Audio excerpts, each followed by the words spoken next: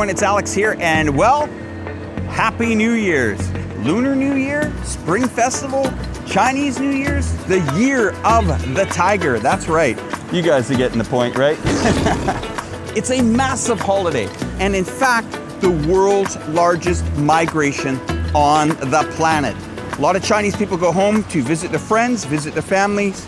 So guys, last night was my, I'll call it first New Year's Eve of the Chinese New Year's, if that makes sense. I spent time with some friends gathered around the TV watching the gala event on television. Now that's a big thing. A lot of families gather around the TV just like, you know, you are in the Western countries. You wait for the ball to drop in New York. Well, people were waiting for their cities to be mentioned during these gala events. So people in Changsha were hoping to see Changsha, or Chengdu, or Chongqing. So let's clear up a couple of things.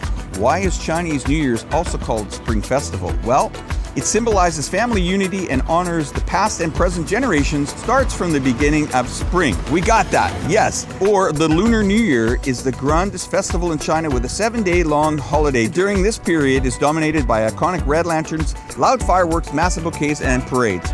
You bet they are. Imagine having Thanksgiving, Christmas, New Year's, all in one shot. As the day progresses, as that fog lifts and things are gonna get going here in Chongqing. I'm gonna bring you guys along for the ride, and maybe we can get down to the central train station. You wanna stick around for that.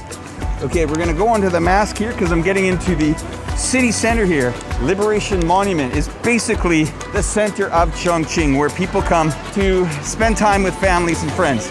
On all the signs, you name it, it's everywhere in the town, on the lampposts, and lots of really nice Happy New Year greetings. People all want their shot in front. And yes, those are real flowers. Well, you guys are probably wondering what these blue signs mean. Well, it pretty much says, wear a mask, don't gather around too close because COVID prevention, and cooperate with the local authorities. No problem, guys. During this holiday period, we use an application, of course, all year called WeChat. Well, in your conversations, this little red packet appears. I'm kind of like, what is that? Now, for the first time when I got that, I was like, oh, somebody maybe sent me a New Year's greeting. Well, you press on the little packet and voila, money appears.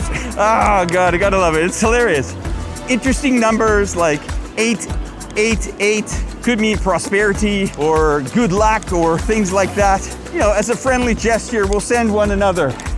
And I gotta tell you, I have never felt so welcomed to a city than I have here in Chongqing, China. Now, what do I mean by that? People say, how are you? They actually invite you out. They actually care to see what your perspectives or your opinions are about China or around the world. Do you want to discover the city? Someone will show you. Do you want to see a new bridge? People are actually really making me feel comfortable. So guys, as I was saying, there's a lot of China outside of China. And this holiday continues to grow. Where I've been traveling around the world, I see it getting bigger, more celebrated. Very well-deserved break for a country that is the warehouse to the world, that produces massive amount of food for the world, that has been very responsible during this pandemic. Well, it's a beautiful day here in Chongqing, besides the rain, and I'm gonna try to get over to the train station here and show you some real goodies of where we can travel from this mega city of over 30 million people. I got a few gems lined up that you guys want to watch. A little bit of drone and a little bit of festivities at night. Stay in touch.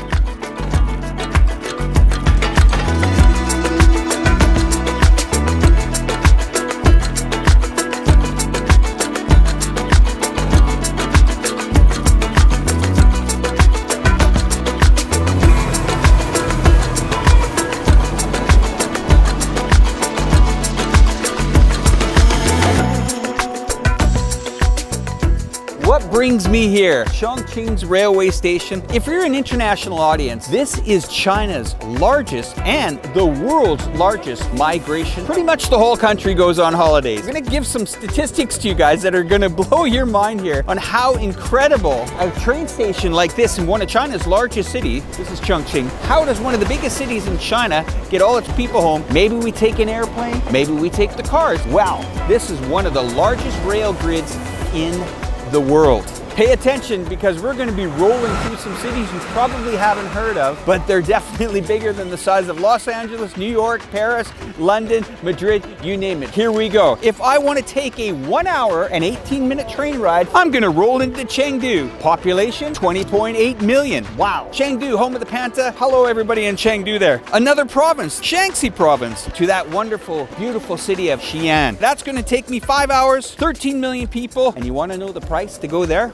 Ready for it? 5.5-hour bullet train ride to an amazing city of Xi'an, 400 RMB. Wuhan, 270 RMB to go to Wuhan. That's in a completely other province of Hubei province. Changsha, another city of 10 million people. Chengdu, 20 million. Xi'an, 13 million. Wuhan, 12.4 million. Changsha, 10 million. Kunming, 8.46 million. Well, I was told one of the most beautiful cities in China. All of this is possible with the investment of what China has done, the Chongqing rail station and the fantastic high-speed rail network that we have here. So what we're going to do is we're going to walk into this beautiful building behind us here, and we're going to kind of see how you get to see your friends, or how do you get to see your families in record times on record trains going across this country at speeds reaching 360 kilometers an hour. Fantastic. Let's go. Okay guys, we're still in a world pandemic here. Of course, China has a zero COVID policy. Mask is a requirement. Here is how they set out the safest way in the world's largest migration. Everybody's going in, everyone has their health code. About the health codes, this is a live application. This isn't just some application put on your phone to look pretty. This is serious business here in China. Here's my health code. Here's a individual here that's checking it from the health authorities, we'll call it, the health department. This contact tracing app is very important to everyone. People show their identity cards to get on the train, and it's pretty much a paperless system here. This is security. They're coming up there. Okay, thank you, thank you. Wow, that wasn't so bad getting inside the train station here. Let's have a look at everybody. This is amazing, but you can see a lot of people. I have not been to a train station in my country that had so much seats as this. There's a little map of the train station. And these are the coin-operated machines. Just kidding. No, these are the ticket machines. What a way to travel, guys. I mean, seriously. Wouldn't you like to have the world's largest bullet train and world's largest rail network? Boy, oh boy, is New Year's going to be a great time here in China. Let's go out and have a look at some of the trains, okay? Now, guys, don't laugh at me when I say, wow, it's sure nice to take an escalator down to the railway tracks. Now, you might think that I'm being sarcastic, but actually, not. In China here, the infrastructure is pretty much, we'll call it door to door or end to end. A very clean station, immaculate and spotless. Look at how beautiful that is. There's some trains heading off to other destinations in the distance there. This is how it's done.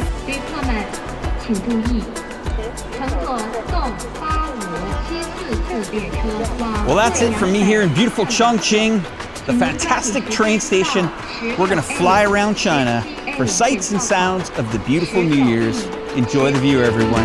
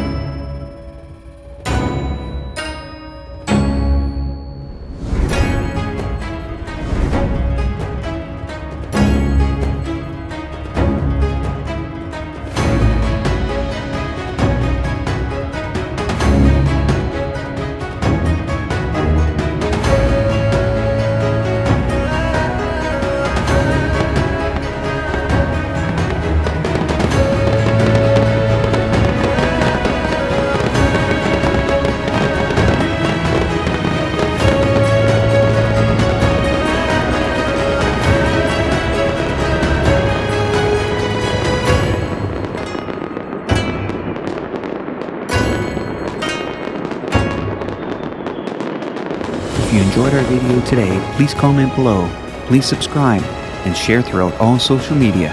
Thanks for watching Reporterfy Media.